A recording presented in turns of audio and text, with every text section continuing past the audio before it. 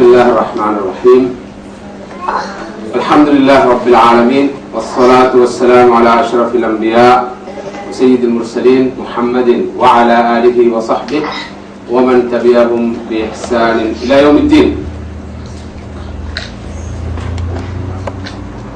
அருளாளன் அன்புடையவன் இல்லாமல்ல அல்லாஹு தஆலாவின் திரு நாமத்தினால் இந்த உரை ஆரம்பம் செய்கின்றேன். ஸலவாத்தும் ஸலாமும் முஹம்மது முஸ்தபா ரசூலுல்லாஹி ஸல்லல்லாஹு அலைஹி வஸல்லம் அவர்கள் மீதும் அவர்களுடைய பிள்ளையார்கள், தோழர்கள், அன்னாரை பின்பற்றி வாழுகின்ற நல்லடியார்கள் அனைவர் மீதும் உண்டாவதாக. அன்புக்கும் மதிப்புக்கும் உரிய மௌலானா மௌலவி இப்ராஹிம் அவர்களே, அன்புக்குரிய சகோதரர் மரிக்கார் அவர்களே, இங்கு வருகை தந்திருக்கின்ற மதிப்புக்குரிய இஸ்லாமிய சகோதரிகளே, அஸ்ஸலாமு அலைக்கும் வரஹ்மத்துல்லாஹி வபரகாத்துஹு. அல்லாஹ்வுடைய பேரருளினால் வருடாந்தம் நடைபெறுகின்ற இந்த இஸ்லாமிய மாநாட்டு தொடரின் 8வது மாநாடு இப்போது இங்கே நடைபெற்றுக் கொண்டிருக்கிறது. இந்த மகத்தான சந்தர்ப்பத்தை எனக்கும் உங்களுக்கும் வழங்கிய அல்லாஹ்வுக்கு நாம் நன்றி சொல்ல வேண்டும். இந்த உலகத்திலே அல்லாஹ் அளவிலான அருட்கொடைகளை எம் மீது சொரிந்திருக்கிறார். அல்லாஹ் உங்கள் மீது சொரிந்திருக்கிற அருட்கொடைகளை, நியமத்துகளை நீங்கள் எண்ணி பார்த்தால், கணக்கிட்டு பார்த்தால், உண்மையில் உங்களால் அந்த அருட்கொடைகளை கணக்கிட்டு பார்க்கவே முடியாது என்று அல்லாஹ் அல் குர்ஆனிலே சொல்கிறார். உண்மைதான். அந்த அளவுக்கு விலைமதிப்பற்ற எண்ணிலடங்காத நியமத்துகளை, அருட்கொடைகளை அல்லாஹ் என் மீது சொரிந்திருக்கிறான்.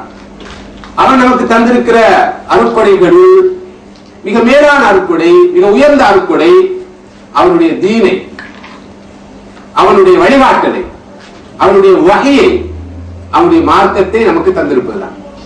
அல் குர்ஆனிலே இறங்கிய கடைசி வசனத்திலே அல்லாஹ் தஆலா இந்த உண்மையை சொல்கிறான். அல்-யௌம அக்மல்து லக்கும் தீனக்கும் வ அத்மம்து அலைக்கும் நிஅமதி வ ரதீது லக்கும் அல்-இஸ்லாம தீனா. இன்றைய தினத்திலே இந்த மார்க்கத்தை உங்களுக்கு நான் முழுமைப்படுத்தினேன், அதன் மூலமாக எனது அருட்கொடைகளையும் சம்பூர்ணப்படுத்தினேன், இஸ்லாத்தை உங்களுக்கு மார்க்கமாக நான் ஏற்று அங்கீகரித்தேன் என்று அல்லாஹ் சொல்கிறார். இந்த தீனுல் இஸ்லாம் என்ற நியமத்தை உங்களுக்கு தந்து எனது அருட்கொடைகளை முழுமைப்படுத்தினேன், சம்பூர்ணப்படுத்தினேன் என்று அல்லாஹ் சொல்கிறார். சகோதரிகளே, இந்த வகையில் அல்லாஹ் நமக்கு தந்திருக்கிற அருட்கொடைகளில் மிக மேலான அருட்கொடை அல்லாஹ் நமக்கு ஹிதாயத்தை தந்திருப்பது, நேர்வழியை காட்டியிருப்பது, இருளிலிருந்து எங்களை எல்லாம் விடுவித்து ஒளியில் வாழ்வதற்கு வகை செய்திருப்பதுதான் அவன் நம் மீது சொரிந்திருக்கிற மிகப்பெரிய அருட்கொடை. அந்த அருட்கொடையை தந்தது மாத்திரமல்ல, அந்த அருட்கொடையை விளங்கி புரிந்து அந்த அடிப்படையில் வாழ்க்கை மேற்கொள்ளக்கூடிய, நடத்தக்கூடிய வாய்ப்பை தந்திருக்கிறார். ஸல்லல்லாஹு அலைஹி வஸல்லம் அவர்கள் சொன்னார்கள், மய்யுரிதில்லாஹு பிஹி கைரன் யுஃபக்கிஹு ஃபித்தீன். அல்லாஹ் ஒருவர் மீது அன்பு கொண்டால், அவருக்கு பெரிய ஒரு அருளை வழங்க வேண்டும் என்று நாடினால் என்ன செய்கிறான்? ஸல்லல்லாஹு அலைஹி சொன்னார்கள், யுஃபக்கிஹு ஃபித்தீன். இந்த தீனை பற்றிய விளக்கத்தை, தெளிவை அவருக்கு கொடுப்பான் என்று சொன்னார்கள் ரசூலுல்லாஹி ஸல்லல்லாஹு அலைஹி வஸல்லம். இந்த தீனை பெற்றிருப்பது மாத்திரமல்ல அருட்கொடை, இந்த தீனை விளங்கி புரிந்து அறிந்து அந்த அடிப்படையில் வாழக்கூடிய வாய்ப்பை, சந்தர்ப்பத்தை பெறுவது அதைவிட மேலான அருளாக, அருட்கொடையாக இருக்கிறது.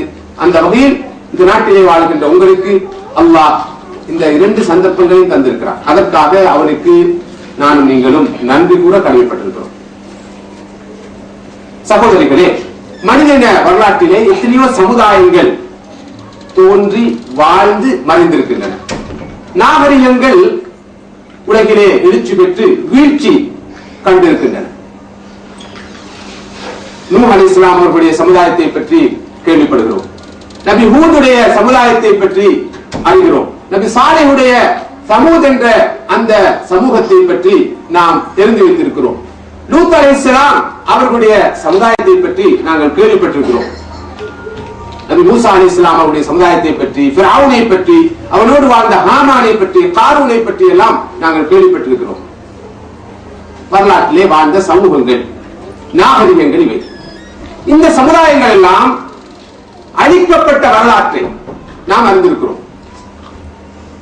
செல்வத்தோடு செல்வாக்கோடு வாழ்ந்த சமுதாயங்கள், ஆட்சியோடும் அதிகாரத்தோடும் வாழ்ந்த சமுதாயங்கள், பதவிகளோடும் பட்டங்களோடும் வாழ்ந்த பல சமுதாயங்கள் உலகத்திலே அழிக்கப்பட்ட வரலாற்றை நாங்கள் பார்த்தோம். நபி நூஹ் அலைஹிஸ்ஸலாம் அவருடைய சமுதாயம் பெரும் வெள்ளத்தினால் அழிக்கப்பட்டது. ஆத் என்ற சமுதாயம், ஹூத் அலைஹிஸ்ஸலாம் அவருடைய சமுதாயம் பயங்கரமான காற்றினால் சூறாவளியினால் அழிக்கப்பட்டது. சமூத் என்ற சமுதாயம் பெரும் சத்தத்தை கொண்டு அழிக்கப்பட்டது. நபி லூத் அலைஹிஸ்ஸலாம் அவருடைய சமுதாயத்தை அல்லாஹ் கல் மழை பொழிவித்து அழித்தான். அந்த ஊரை தலை குப்பர ஆக்கி அந்த ஊராரை அழித்தான் என்று பார்க்கிறோம். ஃபிரௌனையும் அவனை சார்ந்தவர்களையும் செங்கடலிலே மூழ்க வைத்து அல்லாஹ் அழித்தான். காரூன் என்ற மனிதனை பூமியானது உள்வாங்கிக் கொண்டது. பூமிக்குள்ளே அவன் ஆழ்த்தப்பட்டான்.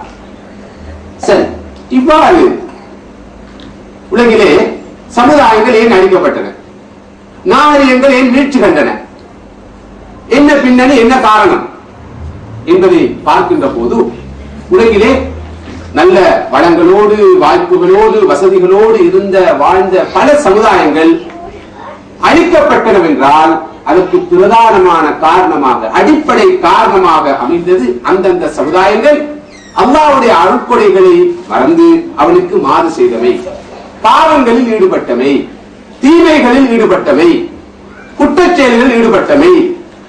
இதுதான் காரணம். மனித வரலாற்றிலே நாகரிகங்கள் அழிந்தனவென்றால், சமுதாயங்கள் அழிந்தனவென்றால் அதற்கு பிரதானமான காரணமாக அந்த சமுதாயங்கள் பாவங்களில் ஈடுபட்டமை, தீமைகளில் ஈடுபட்டமை, ஒழுக்க சீர்கேடுகள் அந்த சமுதாயங்களில் பரவியமை, அராஜகங்களும் அநியாயங்களும் அத்துமீறல்களும் அந்த சமுதாயங்களில் தோன்றியமைதான் காரணமாக இருந்திருப்பதை நாங்கள் பார்க்கிறோம். ஏன் லூத் நபியுடைய சமுதாயம் அழிக்கப்பட்டது? அவர்களுக்கு மத்தியில் ஒழுக்க சீர்கேடு தோன்றியது. அதன் விளைவாக அல்லாஹ் அந்த சமுதாயத்தை அழித்தான்.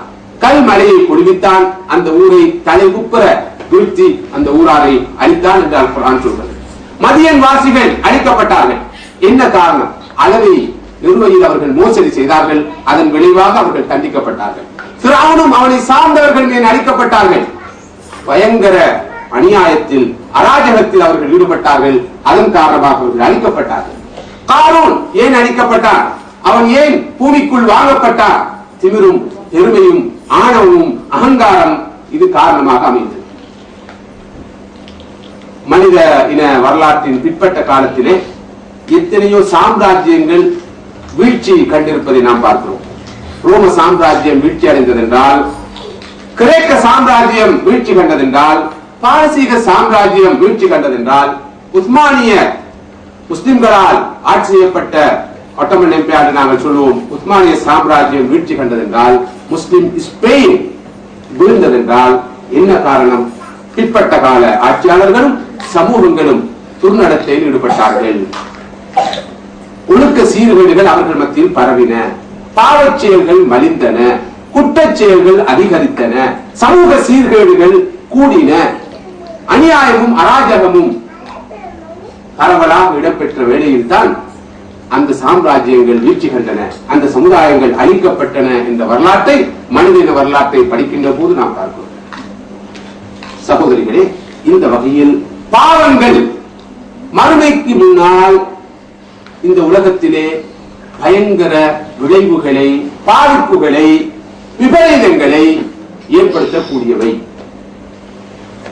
மறுமைக்கு முன்னால் இந்த உலகத்திலே பாவங்கள் எவ்வாறெல்லாம் மனிதனையும் மனித சமுதாயத்தையும் பாதிக்கும் என்பதை நானும் நீங்களும் தெரிந்து கொள்வது எல்லா வகையிலும் நல்லது என்று நினைக்கிறேன். ஏனென்றால் இந்த நாம் வாழ்கின்ற மிலேனிய இந்த யுகத்தை பொறுத்தவரையில் எல்லா வளங்களும் வாய்ப்புகளும் வசதிகளும் இருந்த போதிலும் ஒரு காலத்திலே ஆத் சமுதாயத்தவர்களை போல, சமூத் சமுதாயத்தவர்களை போல, ஃபிரௌனுடைய சமுதாயத்தவர்களை போல, பாரசீக சாம்ராஜ்யத்தை போல ரோம சாம்ராஜ்யத்தை போல, உஸ்மானிய சாம்ராஜ்யத்தை போல, ஸ்பெயினிய சாம்ராஜ்யத்தை போல இன்றும் மனிதர்கள் வளமாக வாழ்ந்து கொண்டிருக்கிறார்கள் என்பது உண்மையாக இருந்தாலும் மனிதர்களுடைய இருப்புக்கு இப்போது பயங்கர அச்சுறுத்தல் ஏற்பட்டிருக்கிறது.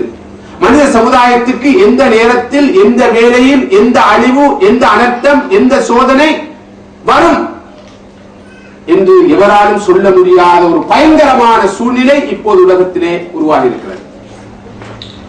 அதற்கு காரணம் உலகத்தின் அரசியல் நிலை, பொருளாதார நிலை, ஏனைய சமூக நிலை என்று யாராவது கருதினால் அது பிழையானது. மாற்றமாக பாவங்கள் மலிந்து பாவங்களின் பாரதூரம் உணரப்படாமல் சமுதாயத்திலே ஒரு காலத்தில் பாவங்கள் இல்லாத நிலை இருந்தது, மற்றொரு காலத்தில் பாவங்கள் குற்ற உணர்வோடு கில்ட்டி கான்சியஸோடு செய்யப்பட்டன. இப்போது பாவங்கள் எத்தகைய சூடு சொர்ணையும் இல்லாமல் குற்ற உணர்வும் இல்லாமல் செய்யப்படுகின்ற ஒரு ஆபத்தான நிலை தோன்றியிருக்கிறது. அழிவுக்கு இது அடையாளம். அழிவுக்கு இது மிகப்பெரிய அடையாளமாக விளங்குகிறது. சகோதரிகளே, பாவங்கள், குற்றச் செயல்கள் மனிதனின் அறிவை பாதிக்கின்றன.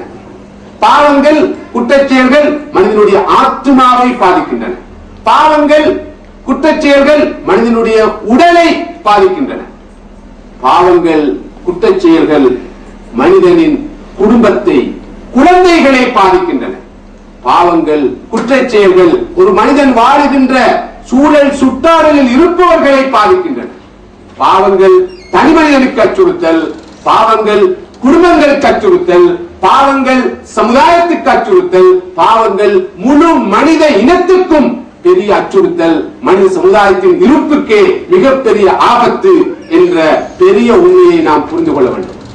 மனித சமுதாயத்துக்கு மாத்திரமல்ல, மனித சமுதாயத்திலே பாவங்களும் குற்றச் செயல்களும் ஒழுக்க சீர்கேடுகளும் பரவுகின்ற போது மனித சமுதாயத்துக்கு மாத்திரமல்ல, மிருகங்களுக்கும் கால்நடைகளுக்கும், ஏன் தாவர உலகில் இருக்கிற தாவரங்களுக்கு கூட மனிதர்கள் செய்கின்ற பாவச் செயல்கள் பாதிப்பை ஏற்படுத்துகின்றன என்ற உண்மையை நானும் நீங்களும் புரிந்து கொள்ள வேண்டும்.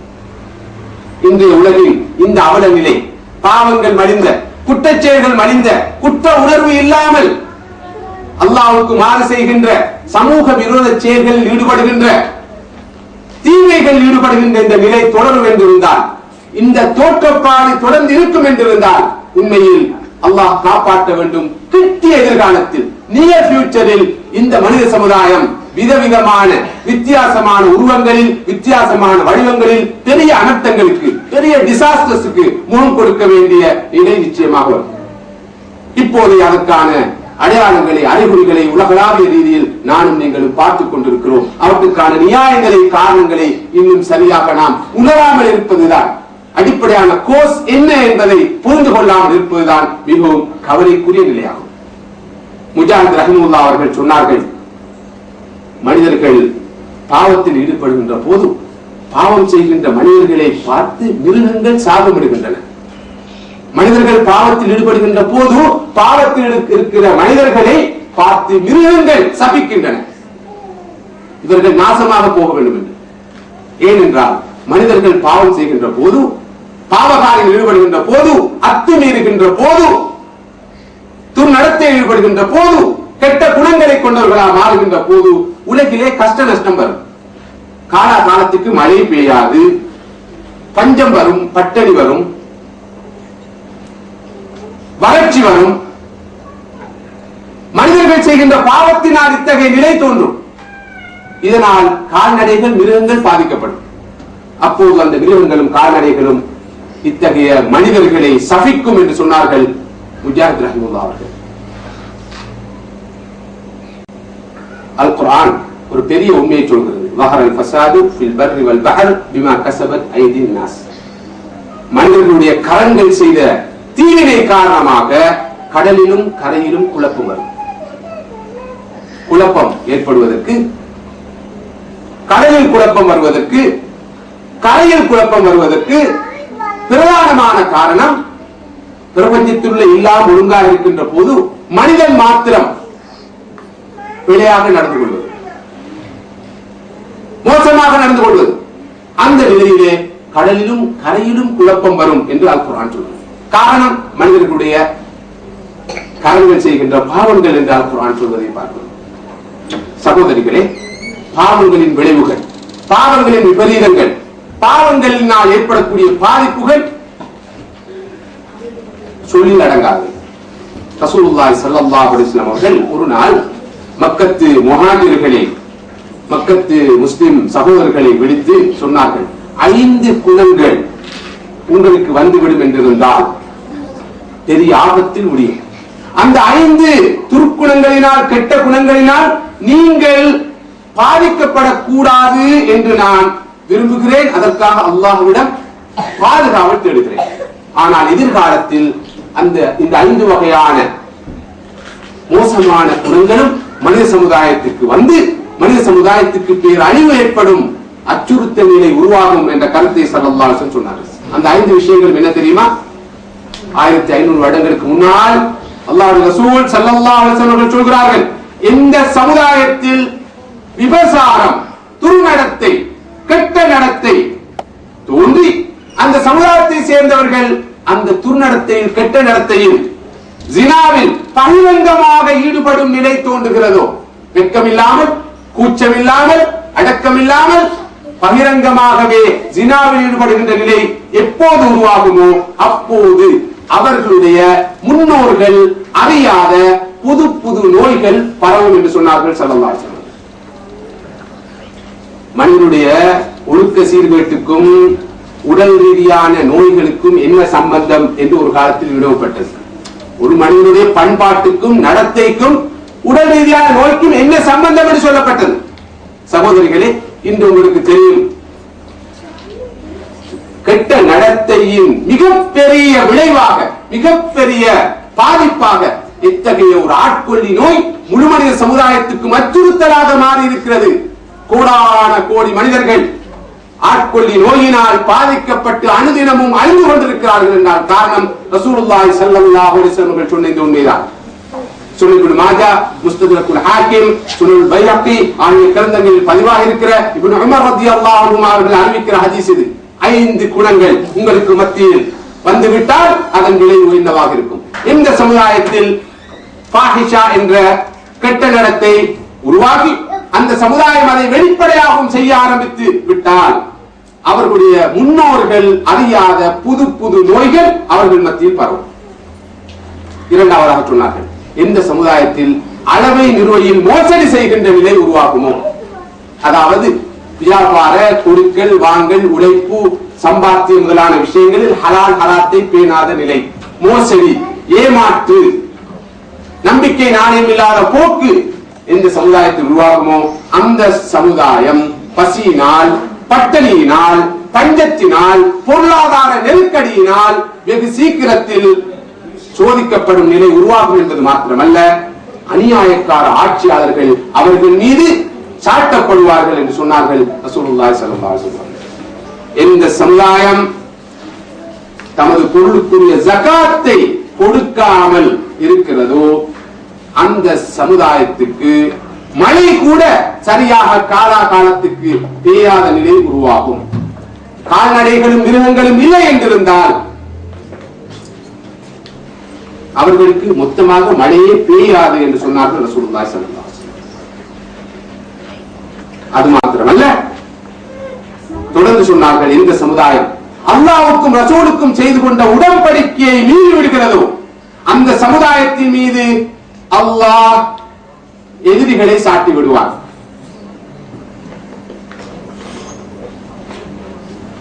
அந்த எதிரிகள் அவர்கள் இருக்கிற வளங்களை பறித்துக் கொள்வார்கள்.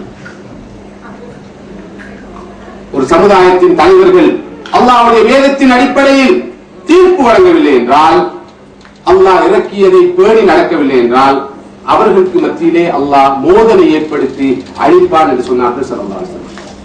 இந்த 5 கெட்ட பண்புகளும் உங்களுக்கு வந்துவிடக் கூடாது என்று அல்லாஹ்விடம் நான் பாதுகாப்பு தேடுகிறேன் என்று சொன்னார்கள் ஸல்லல்லாஹு அலைஹி வஸல்லம் அவர்கள் முஹாஜிர்களை பார்த்து.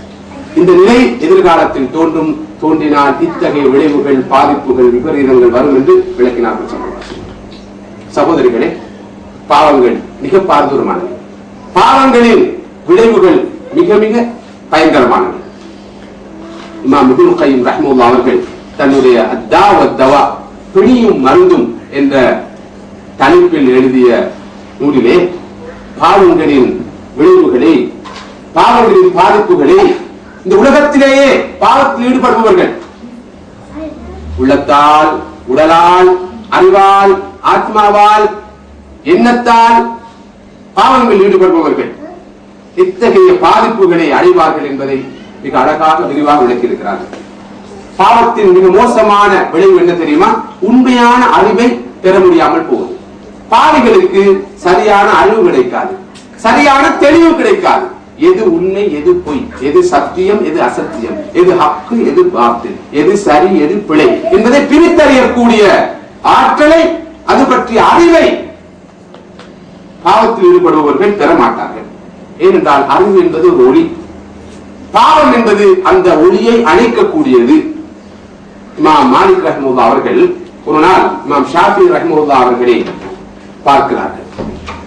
அவருடைய அறிவையும் ஆற்றலையும் அபார ஞாபக சக்தியையும் கவனித்து அவருடைய விவேகத்தை, எதையும் விளங்கிக் கொள்கின்ற திறனை பார்த்து சொல்கிறார்கள், ஷாஃபியே, உண்மையில் அல்லாஹ் உமது உள்ளத்திலே மிகப்பெரிய ஒரு ஜோதியை, ஒளியை தந்திருக்கிறார். பாவம் என்ற இருளினால் அந்த ஜோதியை அணைத்து விடாதீர். அல்லாஹ் உமக்கு உமது உள்ளத்திலே மிகப்பெரிய ஜோதியை, ஒளியை தந்திருக்கிறார். பாவம் என்ற இருளினால் அந்த ஜோதியை அணைத்து விடாதீர் என்று இமாம் மாலிக் ரஹ்மத்துல்லாஹி அவர்கள் இமாம் ஷாஃபி ரஹ்மத்துல்லாஹி அவர்களுக்கு உபதேசம் செய்தார். ஒரு நாள் இமாம் ஷாஃபி ரஹ்மத்துல்லாஹி அவர்கள் தன்னுடைய ஆசிரியர் வக்கீ என்பவரிடம் போய் சொல்கிறார், ஆசிரியரே, எனக்கு ஞாபக சக்தி மிக குறைவாக இருக்கிறது, என்னுடைய மெமரி ரொம்ப வீக்கா இருக்கு, என்ன செய்யலாம்?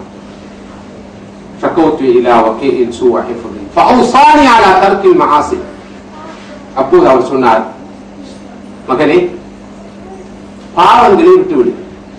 பாவங்கள் செய்கின்ற காரணத்தினால் உன்னால் எதையும் விளங்கிக் கொள்ள முடியாத நிலை உருவாகும், எதையும் கிரகிக்க முடியாத நிலை உருவாகும். ஏனென்றால் அறிவு என்பது, உண்மையான அறிவு என்பது, உண்மையான நாலேஜ் என்பது இறைவனுடைய ஒளியாகும். இறைவனுடைய ஒளி பாவிக்கு கொடுக்கப்படுவதில்லை, பாவம் செய்பவருக்கு வழங்கப்படுவது இல்லை என்று இமாம் வக்கீ அவர்கள் தன்னுடைய மாணவரான ஷாஃபிக்கு உபதேசம் செய்தார். முதலாவது, பாவத்தினால் ஏற்படக்கூடிய முதல் விளைவு அறிவை பெற்றுக் கொள்ள முடியாமல் போகுது, அறிவை பெரும் வாய்ப்பை இழப்பது.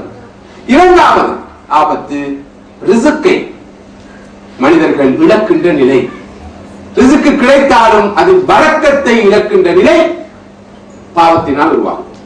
பாவத்தினால் மறுமையில் அல்லாஹ்விடம் தண்டிக்கப்படுவது, அல்லாஹ்வின் தண்டனையை பெறுவது ஒருபுறம் இருக்க, இந்த உலகத்தில் பாவங்கள் எத்தகைய பாதிப்புகளை ஏற்படுத்தும் என்பதைத்தான் கலந்துரையாடிக் கொண்டிருக்கிறார். மனிதனுடைய ரிசுக்கை மனிதன் இழப்பதற்கு பாவங்கள் காரணமாக அமைகின்றன. ரசூலுல்லாஹி ஸல்லல்லாஹு அலைஹி வஸல்லம் சொன்னார்கள், ஒரு மனிதன் செய்கின்ற பாவத்தின் காரணமாக அவன் தனக்குரிய ரிசுக்கை இழப்பான். இன்னல் ஆபத லா யுஹரமு ரிஸ்க பித்தன்பி யுஸிபுஹு. ஒரு மனிதன் செய்கின்ற பாவத்தின் காரணமாக அவன் தனது ரிசுக்கை இழப்பான் என்று சொன்னார்கள் ஸல்லல்லாஹு அலைஹி வஸல்லம். சகோதரிகளே, இறையச்சமும் அல்லாஹ்வை பற்றிய பயமும் பாவங்களிலிருந்து விடுபட்டு வாழ்வதும் ரிசுக்கை பெற்றுக் கொடுக்கும், வருமானத்தை கூட்டும். மறுபக்கத்தில் இறையச்சம் இல்லாத போக்கு வறுமைக்கு காரணமாக அமையும்.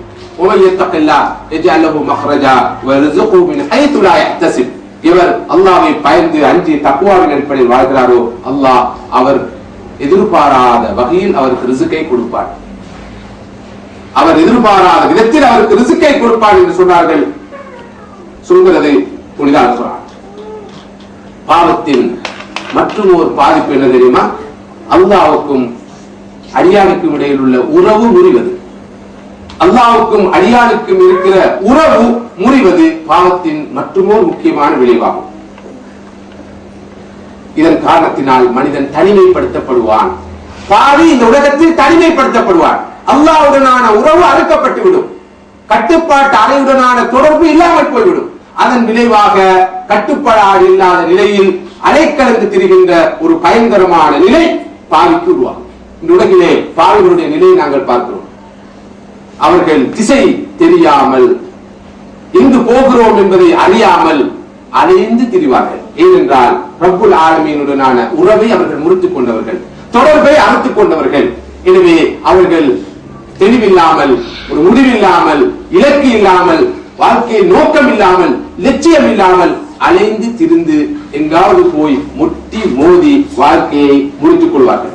இத்தகைய ஆயிரம் ஆயிரம் லட்சோப லட்ச மனிதர்களே இன்றைய மனித சமுதாயத்திலே நானும் நீங்களும் பார்க்கிறோம். சகோதரிகளே, இறைவனுடனான உறவு மாத்திரமல்ல, பாவிகளுக்கு மனிதர்களுக்கு மத்தியிலும் அங்கீகாரம் இருக்காது, வரவேற்பு இருக்காது. மனிதர்களுக்கும் சமுதாயத்தில் உள்ள ஏழையவர்களுக்கும் இவருக்கும் இடையிலான தொடர்பும் ஆரோக்கியம் இல்லாமல் போய்விடும்.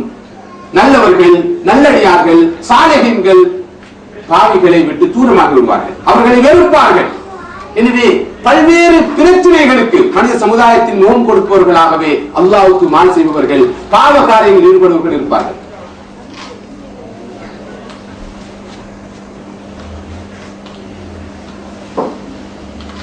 இமாம் ஹஸன் பஸ்ரி ரஹ்மத்துல்லாஹி அவர்கள் சொல்கிறார்கள்,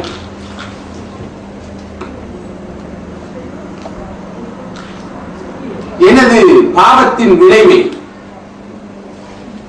எனது மனைவியின் துர்க்குணத்திலும், எனது வாகனம் சில போது ஒழுங்காக ஓடாமல் இருப்பதையும் நான் பார்க்கிறேன். நான் பாவம் செய்கின்ற போது அதன் விளைவை எனது வீட்டிலே பார்க்கிறேன். எனது மனைவி உடைய குணத்தில் மாற்றம் வரும், எனது வாகனம் ஒழுங்காக ஓடாது. நான் செய்கின்ற பாவங்களுடைய விளைவாக அவை இருப்பதை நான் பார்க்கிறேன் என்று அவர்கள் சொல்வார்கள். சகோதரிகளே, பாவம் பயங்கரமான விளைவுகளை ஏற்படுத்தக்கூடியது. பாவிகளுடைய எல்லா நடவடிக்கைகளும் விவகாரங்களும் சிக்கலானவையாக இருக்கும், கஷ்டமுள்ளதாக இருக்கும். அவர்கள் எந்த காரியத்தில் ஈடுபட்டாலும், பாவிகள் எந்த காரியத்தில் ஈடுபட்டாலும் அந்த காரியம் பொறுப்பானதாக, பாரமானதாக, சுமையானதாக, கனமானதாக மாறிவிடும். ஏனென்றால் யார் பாவங்களிலிருந்து தூரமாகி அல்லாஹ்வை அஞ்சி பயந்து நடந்து கொள்கிறார்களோ அல்லாஹ் அவருடைய பிரச்சனைகளை தீர்த்து வைப்பதாக வாக்களிக்கிறார். அவர்களுடைய விவகாரங்களை எல்லாம் இலகுபடுத்தி கொடுப்பதாக வாக்களிக்கிறார். யார் தக்வாவோடு நடந்து கொள்கிறார்களோ அவருடைய விவகாரங்களை அல்லாஹ் இலகுபடுத்தி கொடுக்கிறார். மறுபக்கம் யார் அல்லாஹ்வை விட்டு தூரமாகி பாவ காரியங்களில் ஈடுபடுகிறார்களோ அவர்களுடைய விவகாரங்களை அல்லாஹ் கவனிப்பதில்லை. எனவே அவருடைய விவகாரங்கள் எல்லாம் பொறுப்பானவையாக, சுமையானவையாக, கஷ்டமானவையாக இருக்கும். எதிர் கை வைத்தாலும் அது பாரமாக இருக்கும், அது சுமையாக இருக்கும், எதிர்பார்த்த வெற்றியை கொடுக்காது, இலகுவில் முடியாது, தீராது. இதுவும் பாவத்தின் விளைவு. பாவத்தின் மற்றொரு பயங்கரமான விளைவுதான் உள்ளத்தில் இருள் ஏற்படுகின்றவை. உள்ளம் இருளடைந்து விடும். அல்லாஹ்வுக்கு மாறு செய்பவர் குருடரை போல் இருப்பார், கண்ணிருந்தும் இரவிலே தட்டு தடுமாறி நடப்பவர் போல் இருப்பார். நன்மையின், நல்ல காரியத்தின், நல்ல அமலின் விளைவு என்ன தெரியுமா? அது முகத்திலே பிரகாசத்தை ஏற்படுத்தும், உள்ளத்திலே ஒளியை ஏற்படுத்தும், வருமானத்தில் விஸ்தீர்ணத்தை ஏற்படுத்தும், உடலிலே பலத்தை கொடுக்கும், மனித உள்ளங்களிலே மஹப்பத்தை, அன்பை அது உருவாக்கிவிடும். இது நன்மையின் விளைவுகள். நன்மையின் விளைவு என்ன? முகத்திலே பிரகாசம், உள்ளத்திலே ஒளி, ரிசுக்கிலே விஸ்தீரணம், உடம்பிலே பலம், மனித உள்ளங்களிலே அவர் பற்றி அன்பு தோன்றிவிடும், உருவாகிவிடும். பாவத்துடைய விளைவு என்ன? முகத்திலே இருள், முகத்திலே கருணை, உள்ளத்திலே இருள், உடம்பிலே பலவீனம், ரிசுக்கிலே குறைவு, மனிதர்களுடைய உள்ளத்திலே வெறுப்பு, பகவை, அதிருப்தி. இவை பாவத்தின் விளைவுகள் என்று சொன்னார்கள் இப்னு அப்பாஸ் ரலியல்லாஹு அன்ஹுமா. பாவம் என்பது எவ்வளவு பயங்கரமானது என்று சிந்தித்து பாருங்கள். பாவத்தின் இன்னுமோர் விபரீதம் என்ன தெரியுமா? பாவத்தில் ஈடுபடுகிறவர் படிப்படியாக நன்மையான காரியங்கள் இருந்து, இபாதத்துகள் இருந்து, வணக்க வழிபாடுகள் இருந்து, நல்ல அமல்கள் இருந்து தூரமாகுவார். ஏனென்றால் ஒரு பாவத்தை செய்கின்ற போது ஒரு நன்மை விடுபடும், இன்னொரு பாவத்தை செய்கின்ற போது இன்னொரு நன்மை விடுபடும், மூன்றாவது பாவத்தை செய்கின்ற போது இன்னொரு நன்மை விடுபட்டு இறுதியில் எல்லா நன்மைகளும் விடுபடும் நிலை உருவாகும். பாவத்தின் விளைவுகள் இவை. நன்மைகள் இல்லாமல் போகிற, நல்ல காரியங்கள் அமல்கள் இல்லாமல் போகிற நிலை பாவத்தினால் தோன்றுகின்றன. பாவத்தின் இன்னொரு பயங்கரமான மற்றொரு விளைவுதான் ஆயுள் குறைவது. பாவத்தில் ஈடுபடுவதற்கு ஆயுள் குறையும், குறைந்து கொண்டே செல்லும். சில போது அவர் வாழும் காலம் குறையாத போதும் அவருடைய ஆயுள் பரக்கத்தில்லாமல் போய்விடும். சில போது ஆயுளே குறைந்துவிடும். சில போது காலம் குறையாத போதும் அவருக்கு கிடைத்த ஆயுளின் பரக்கத் இல்லாமல் போய்விடும். இது பாவத்தின் மிக முக்கியமான மற்றும் ஒரு பாதிப்பு விளைவு. பாவத்தின் இது மோசமான இன்னும் ஒரு பாதிப்பு என்ன தெரியுமா சகோதரிகளே? ஒரு பாவம் இன்னொரு பாவத்துக்கு விட்டு செல்லும். ஒரு பாவம் செய்கின்ற போது ஒரு நன்மை விடுபடுவது போல இன்னொரு பாவம் செய்கின்ற போது இன்னொரு நன்மை விடுபட்டு, மற்றொரு பாவம் செய்கின்ற போது இன்னொரு நன்மை விடுபட்டு, பாவங்கள் கூட கூட நன்மைகள் விடுபட்டு முழுமையாக ஒரு மனிதன் பாவியாக மாறுகின்ற நிலை உருவாவது போல மறுபக்கத்தில் ஒரு பாவம் இன்னொரு பாவத்துக்கு வழிவகுக்கும், அந்த பாவம் மற்றொரு பாவத்துக்கு வழிவகுக்கும். இதுதான் பாவத்தின் மிக பயங்கரமான ஒரு விளைவு. எனவேதான் ஒரு அறிஞர் சொன்னார், பாவத்துக்கு கிடைக்கிற மிகப்பெரிய தண்டனை என்ன தெரியுமா? மற்றொரு பாவத்தை செய்யும் நிலை உருவாகுவதாகும். பாவத்துக்கு கிடைக்கிற மிக முக்கியமான தண்டனை இன்னொரு பாவத்தை செய்யும் நிலை உருவாகும். நன்மைக்கு கிடைக்கிற மிக முக்கியமான சவாபு கூலி என்ன தெரியுமா? மற்றொரு நன்மையை செய்யும் நிலை உருவாவதாகும். நன்மை செய்ய செய்ய இன்னும் இன்னும் நன்மைகள் செய்யும் நிலை உருவாகும். அல்லாஹ் தஆலா அந்த பாக்கியத்தை கொடுக்கிறான். பாவம் செய்ய செய்ய இன்னும் இன்னும் பாவங்களை நோக்கி செல்கின்ற நிலை உருவாகும். எனவே அவன் மிகப்பெரிய பாவியாக மாறுகின்ற துர்ப்பாக்கியமான நிலை உருவாகும். பாவம் ஏற்படுகின்ற போது நன்மைகள் செய்யும் அந்த மனோநிலை பலீனமடையும். உள்ளத்திலே இருள், குற்ற உணர்வு, அல்லாஹ்வுடனான உறவில் ஏற்படுகின்ற முறிவு, இவற்றின் காரணமாக நன்மையான காரியங்களில் ஈடுபடும் மனோநிலை இல்லாமல் போய்விடும். உதாரணமாக தெளிவான உதாரணத்தை சொல்லுவோம். ஒரு சினிமா படத்தை பார்த்துக் கொண்டிருக்கிறோம். ஆபாசமும் விரசமும் நிறைந்த எல்லா சினிமா படங்களும் அப்படித்தான், விதிவிலக்கு இல்லாமல் ஒரு சினிமா படத்தை அல்லது ஒரு மற்ற ரகமான ஒரு தொலைக்காட்சி நாடகத்தை பார்த்து விட்டு எந்த உணர்வோடு, எந்த ஈமானோடு, எந்த கல்போடு மனசோடு ஒருவர் அல்லாஹ்வுடைய சன்னிதானத்துக்கு போய் முஸல்லாவில் நின்று அல்லாஹ்வை வணங்குவது, இந்த பாவத்தை செஞ்சோம், இன்ஷா அல்லாஹ் நாளைக்கு பார்ப்போம், நாளை மறுநாள் எப்படி குர்ஆன் எடுத்து ஓதுற மனோநிலை வரும்? எப்படி ஒரு திக்ர் செய்யற மனோநிலை வரும்? ஷைத்தானோடு இருந்து விட்டு இயல்பாகவே ஒரு பாவத்தை செய்தால் ஒரு நன்மை செய்யற உணர்வு இல்லாம போயிடும். இரவெல்லாம் 2 மணி 3 மணி நேரங்கள் ஒரு சினிமா படத்தை, ஒரு குப்பையை பார்த்து விட்டு இவர் கியாமுல் லைல் தஹஜ்ஜத் எழும்பி தொழுவார் என்று எப்படி எதிர்பார்க்க முடியும்? தொழுதாலும் அந்த தொழுகையில் என்ன ரூஹ், என்ன உயிரோட்டம் இருக்கும் என்று எதிர்பார்க்க முடியும்? நிச்சயமாக இருக்காது. காலப்போக்கில் வழக்க வழிபாடுகளில் நன்மையான காரியங்கள் இருக்கிற ஈடுபாடு குறைந்து குறைந்து குறைந்து கருப்பு புள்ளிகள் விழுந்து விழுந்து விழுந்து இறுதியில் உள்ளமே இருளடைந்து முழுமையான பாவியாகின்ற பயங்கரமான நிலை அல்லாமல் வேறு எந்த நிலையும் தோன்றப் போவதில்லை. இது பாவத்தின் மிக பாரதூரமான விளைவு. பாவத்தின் மற்றும் ஒரு பாரதூரமான விளைவு என்ன தெரியுமா? ஒரு மனிதன் பாவத்தில் தொடர்ந்து ஈடுபடுகின்ற போது அல்லாஹ்வின் பார்வையில் அவன் சிறுமை அடைந்து விடுவான். அல்லாஹ்வின் கண்கள் இருந்து அவன் விழுந்து விடுவான். அல்லாஹ்வின் பார்வையில் ஒரு மனிதன் சிறுமை அடைந்து விட்டால் விளைவு ஆபத்தானதாக இருக்கும். அல்லாஹ்வின் பார்வையில் சிறுமை அடைந்த மனிதனை அல்லாஹ் கவனிக்க மாட்டான், அவனை மதிக்க மாட்டான். வமன் யுஹினில்லாஹ் ஃபமா லஹு மின் முக்ரிம். அல்லாஹ் ஒரு மனிதனை இழிவுபடுத்தி விட்டால் அவனை கௌரவிப்பதற்கு, அவனை கவனிப்பதற்கு யார்தான் இருக்க முடியும் என்று அல் குர்ஆன் கேட்கிறது. அதிகமான மனிதர்களுக்கு பாவங்களின் காரணமாக அல்லாஹ்வின் தௌஃபீக் இல்லாமல் போய்விடுகிறது, அவனது அரவணைப்பு இல்லாமல் போய்விடுகிறது, அவனுடைய உதவி இல்லாமல் போய்விடுகிறது. எனவே அவர்கள் பிரச்சனைகள் மாட்டிக்கொள்கின்ற போது, கவலைகளால் வாடுகின்ற போது அவர்களுக்கு கை கொடுப்பதற்கு யாரும் இல்லாத ஒரு நிலை உருவாகிவிடும்.